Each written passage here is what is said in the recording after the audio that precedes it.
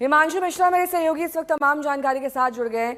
हिमांशु, जिन दलों में इस बात की क्लैरिटी नहीं है कि वो बिल के साथ हैं या फिर बिल के खिलाफ हैं, कल जब बिल पेश होगा उसका कितना प्रभाव बिल के पास होने पर पड़ने वाला है? देखिए बिल्कुल, YSRCP हो या अन्य ऐसे दल हो जो छोटे हो, उनकी संख्या कम हो, लेकिन अभी तक क्लैरिटी नहीं है कि वो इस बिल के पक्ष में है या खिलाफ है। दूसरी तरफ जेडीयू ने जो दो क्लॉज बताए हैं जिसमें उन्होंने कहा कि इसको रेट्रोस्पेक्टिव वे में जो है वो बिल को लागू नहीं किया जाना चाहिए। जो मुस्लिम धार्मिक स्थान है, चाहे मस्जिद है या दरगाह है, इनके साथ छेड़छाड़ ना हो। और क्योंकि जमीन जो है, लैंड जो है, वो स्टेट सब्जेक्ट है, इसीलिए वहां पर जो कंसर्न हो वो स्टेट गवर्नमेंट के साथ हो।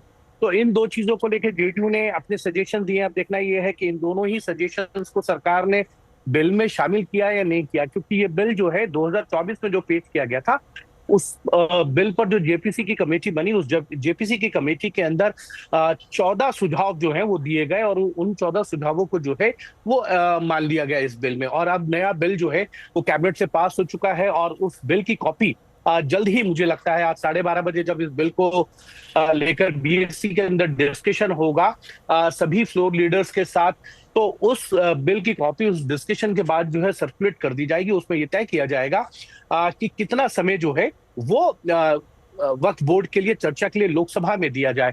और उसके बाद सभी पॉलिटिकल पार्टीज का समय उनकी संख्या अनुपात के अनुसार जो प्रतिनिधित्व है लोकसभा में उसके अनुसार होगा। लेकिन इतना जरूर है कि सरकार ने ये पूरी तरीके से इंश्योर कर लिया होगा इस बिल को लाने से पहले कि लोकसभा और राज्यसभा में उनके पास नंबर्स हों। लेकिन एक चीज बड़ी इंपॉर्टेंट है, वो है बिहार का चुनाव। बिहार में अगर आप देखेंगे तो नीतीश कुमार ने जो इफ्तार पार्टी दी, चिराग पासवान ने जो इफ्तार पार्टी दी, उनके विरोध हुए। ये कहा गया कि वहां पर मुस्लिम समाज के रिप्रेजेंटेटिव ना जाएं क्योंकि वो वक्फ बिल का दोनों पार्टियां जो है समर्थन कर रही हैं।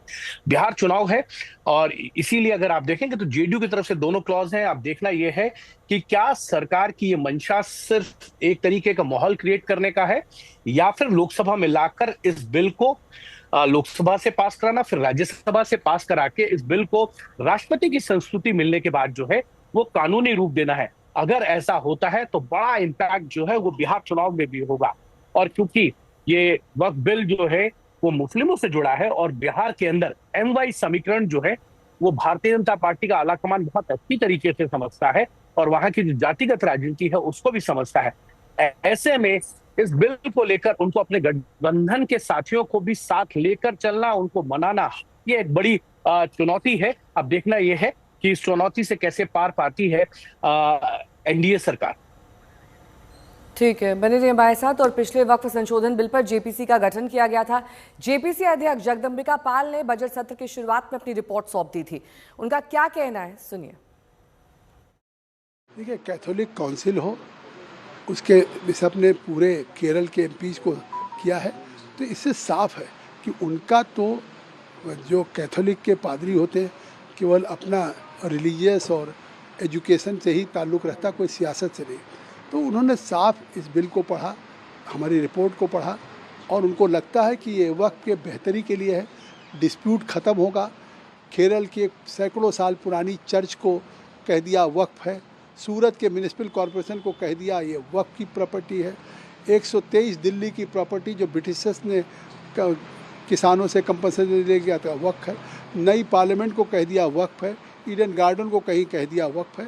तो ये विवाद ख़त्म होगा, इसलिए वो अपील कर रहे हैं। बड़ी संख्या में मौलाना भी इसका मदद कर रहे हैं। हिमांशु मिश्रा मेरे सहयोगी इस वक्त तमाम जानकारी के साथ जुड़ गए हैं। हिमांशु, जगदम्बिका पाल की अगर बातों को गौर से सुने तो ये कह रहे हैं कि बहुत सारे ऐसे मौलाना हैं, मुस्लिम संगठन हैं जो इस बिल का सपोर्ट कर रहे हैं। तो फिर जो देशव्यापी आंदोलन हमने देखा था, जो विरोध प्रदर्शन देखा था, वो किन के द्वारा किया जा रहा है? देखिए, ये बिल्कुल अगर आप देखेंगे तो मुस्लिम पर्सनल लॉ बोर्ड की तरफ से ये किया गया प्रदर्शन। लेकिन ऐसा नहीं है कि जेपीसी जिसकी अध्यक्षता जगदम्बिका पाल कर रहे थे उसमें मुस्लिम रिप्रेजेंटेटिव्स को नहीं बुलाया गया। अलग अलग मुस्लिम समुदाय के लोगों को बुलाया गया, अलग अलग जो इंस्टीट्यूट्स हैं उनके उनको बुलाया गया, धार्मिक गुरुओं को बुलाया गया, वहां पे उनसे पूछा गया, उनकी राय पूछी गई। इस नए बिल को लेकर तमाम जो है इस पूरी जेपीसी ने कई राज्यों का दौरा किया, तेलंगाना का किया, मुंबई का, महाराष्ट्र का किया, कर्नाटक गए, बिहार गए, तमाम जगहों पर जो है जेपीसी के मेंबर्स जो हैं वो गए थे और वहां पर भी मुस्लिम रिप्रेजेंटेटिवों से मुलाकात की थी। 1 करोड़ से ज्यादा आप मानिए ईमेल और चिट्ठियों के द्वारा सुझाव जो है इस पे भेजे गए थे, उनको किस तरीके से स्क्रूटनाइज किया गया, तमाम चीजें हैं। उसके बाद ये रिपोर्ट तैयार की गई और उस रिपोर्ट में क्लॉज बाय क्लॉज जो है जेपीसी के अंदर चर्चा हुई और उन सभी क्लॉजों को लेकर जो है वो वोटिंग हुई, डिवीजन हुआ। तो उसमें 16-11 से जो है हर क्लॉज पर जो है विपक्ष को हार का सामना करना पड़ा। ये एक बड़ा सिंडिकेट वो था, इंडिकेशन था कि आपको हार का सामना करना पड़ा। कई विपक्षी सांसद जो हैं जब क्लॉज बाय क्लॉज उस पर वोटिंग हो रही थी तब उस कमेटी की बैठक में मौजूद नहीं थे। तो तमाम इस तरीके की चीजों को अगर आप देखेंगे तो सरकार की प्रिपरेशन जो है वक्फ बोर्ड को लेकर मुझे लगता है बहुत अच्छे तरीके से। कल संसदीय कार्य मंत्री और जो अल्पसंख्यक मामलों के मंत्री हैं किरण रिजिजू, उन्होंने भी साफ कर दिया कि ना सिर्फ एनडीए के सहयोगी दल बल्कि इंडिया गठबंधन के दलों के कई सांसद उनसे रिक्वेस्ट कर रहे हैं कि इस बिल को लाया जाए, वो इसका समर्थन करेंगे। ठीक है, बहुत बहुत शुक्रिया तमाम जानकारी के लिए आपका।